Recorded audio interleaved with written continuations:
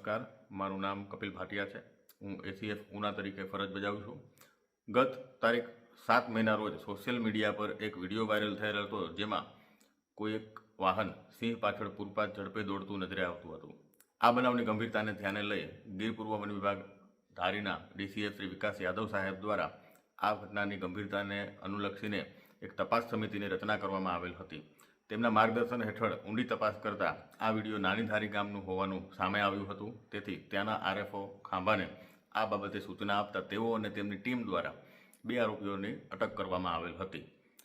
ત્યારબાદ આજરોજ 11/5/2026ના બંનેને ખાંભા કોર્ટમાં રજૂ કરતા 2 દિવસના રિમાન્ડ પણ મળેલ છે, જેથી આ બનાવ અંગેની વધુ ઝીણવટભરી તપાસ થઈ શકે।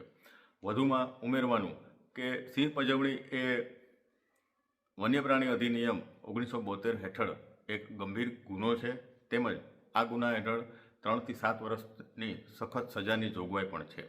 તો લોકોને નમ્ર અપીલ છે કે આવા પ્રકારના બનતા બનાવો જો આપના ધ્યાને આવે તો તુરંત વન વિભાગને અથવા તો લાગુ સ્ટાફને, સ્થાનિક સ્ટાફને તુરંત જાણ કરવી, જેથી આવા પ્રકારના બનાવો બનતા અટકાવી શકાય અને સિંહ જે આપણા ગુજરાત રાજ્યની શાન છે, આપણા દેશની શાન છે, તેની ગરિમા આપણે જાળવી શકીએ, તેનું આપણે સંરક્ષણ સંવર્ધન કરી શકીએ। જય હિન્દ।